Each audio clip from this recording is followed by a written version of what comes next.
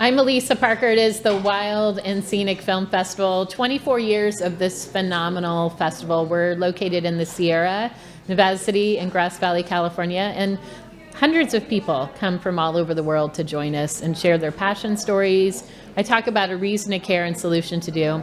And my next guest does exactly that. It's, I would say, probably one of my favorite films. And for all of us who have mountain lions in our area, I think it's one that we all need to watch. And predators are such a key part to our ecosystem. It's so important. I'm so excited to have Joe with us here. The film is called Heart of a Lion. And welcome, Joe. You've been here before. Thanks. Yes, I've been through town. You've been through town, but not to the festival. Not to the festival. It's my first time. Okay. So, yeah. Well, have you had other films? I'm assuming you've had other related films. Yes. I mean, this is really my first indie film. Okay. All the previous films I've worked on before have been for PBS Nature. So, Snow Monkeys is one of them. And, we did a show on Yosemite called Yosemite.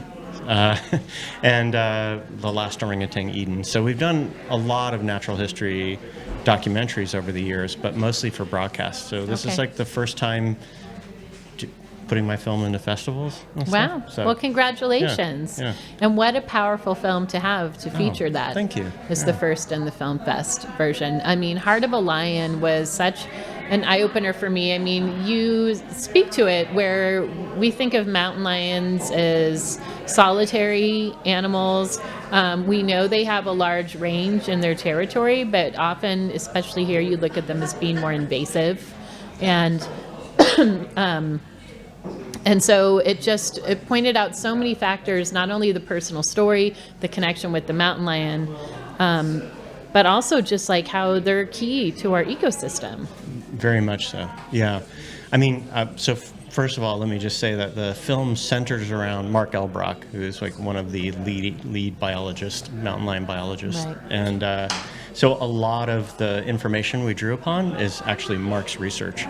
So he did extensive research on the influence that mountain lions have in the ecosystem, and they are a keystone species, so they're really important, vital to the ecosystem. And I think, for me personally, when we have all these discussions about rewilding lands, reconnecting habitats, we tend to exclude predators.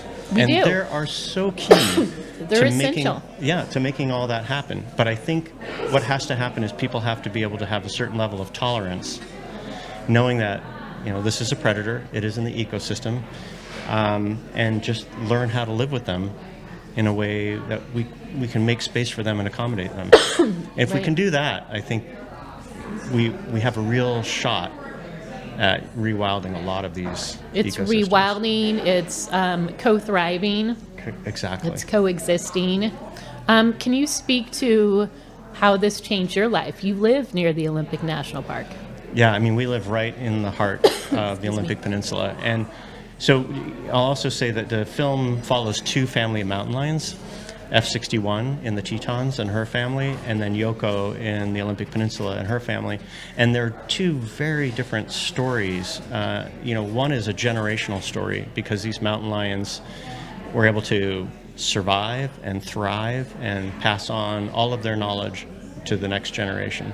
Well, in the Olympic Peninsula, their lives are cut much shorter. There's a higher density of people there, and there's a lot of what I call hobby farms or homesteads where people have a couple of goats, some sheep, whatever. And so when a cat encounters, especially dispersing mountain lions, when they're looking for a new home and they run across a chicken or a goat and they might kill it, the response to that is maybe disproportionate to the event, because these animals all have names. It's Sally the goat or whatever. And so, unfortunately, the response is usually to kill the cat. So this really follows those two stories. And I've never had any fear of mountain lions, because anyone who has cats, who has house cats, knows that they're timid and shy, and the last thing they want to do is confront you. Right. So those rare instances where mountain lions are confronting you, that's what makes the news. That's what our impression of mountain lions are. That a biker was attacked, or a hiker, a small child hiking in the peninsula was attacked. And that tends to be the only time we hear about mountain lions is when we hear about that. But those instances are so rare, Right. so uncommon. Often, sick animals or animals whose mother was killed and they're orphaned, and so they're starving, whatever the situation might be. And so I think that's one of the big things we try to do with our film, was kind of reintroduce people to mountain lions perhaps for the first time, kind of dispel some of those myths that they have about And this them. was, it's revolutionary actually, because there is content that he was able to capture that you feature in the film that hadn't been studied before. Like how they socialize with each other, for example, was a big factor. I mean, not only in this film are you learning about their socialization, their habits, and of course, then you look at solutions near the end of the film on what we can do, and we'll talk about that in a minute. But the other part, and I've been sharing this, Joe, with so many people I've met just in the last couple of days, is like we just were talking about the how important they are. What was it, 3.3 million pounds Yes. of meat? Because they kill more than they actually need. Right. And it feeds 35 species of animals during the wintertime. Yeah, I mean, they're providing an incredible resource out there. There's all this meat on the landscape, and everyone benefits from it. In the Olympic Peninsula, I don't think we had a single kill that a bobcat didn't show up on.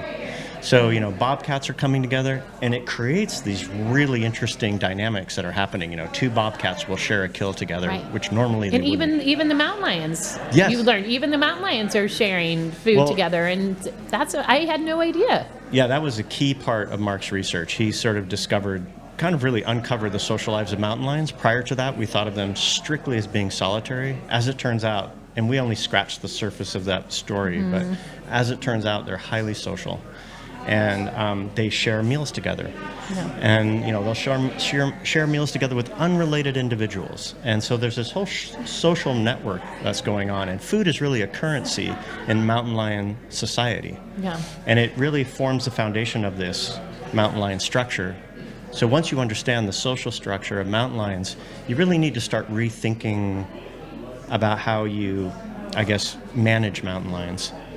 Because right now, all of our management is by numbers. How many deer, how many elk, and we tend to manage strictly for ungulates, for prey species, right? But actually, you take out the wrong individual and you disrupt that entire social structure. So that's why it's so important. So kind of that was the idea, was to introduce people to all of these different aspects of mountain lions so they could see how vital they were to the ecosystem, and then, really hopefully people would be interested and want to learn more. Right, and the film does talk about that near the end, about how to protect their own rural livestock from the mountain lions. Right. So, I mean, that is part of the solution. Part of it is the awareness. I mean, it's following mountain lions on the coast and bringing seals. I don't want to talk about, it's really an incredible film, Joe. The forests in the Olympic National Park. 25%, they're like the salmon forest. Well, mountain lions are eating salmon. Yeah. And bringing them out there. It's kind of incredible. I mean, I don't think people usually think about mountain lions on the coast. So they don't think about this interaction between, the marine nutrient cycle and have mountain lions being part of that. Yeah. But they definitely are. I mean, we had a mountain lion that would regularly hunt seals and drag seal pups all the way up into the forest. And so they're distributing this marine nutrients into the forest, and they were eating river otters and raccoons that come down to the coast. And so it was just, it's incredible to watch that, and I think that to be thinking about mountain lions in that role. So not only are they critical because they provide so much food on the landscape, and then they create this really intricate web of interactions, a diversity of interactions of species that might not otherwise interact with each other because they're all coming together to share this, to eat this meal.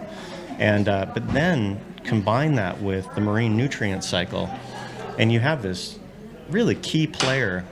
And I don't believe prior to this anyone's documented mountain lions, eating seals along the coast. I could be wrong, but to our knowledge. And we know it happens, but we haven't seen it. So once Yeah. we got documented evidence of that, it was a really incredible moment. Well, thank you so much for Yeah. bringing this film to us at Wild and Scenic. Thanks. The film is called Heart of a Lion, and did it screen yet? Is it screening? No, tonight, 7:15. Yeah. It's 7:30. Okay. Thank you so much for being here with us, Joe. Thanks. Heart of a Lion. It's here at the Wild and Scenic Film Festival, one of the best festivals around, I think, and you should be part of it too. Come join us here in Nevada City or Grass Valley, and we'll be right back. Thank you so much.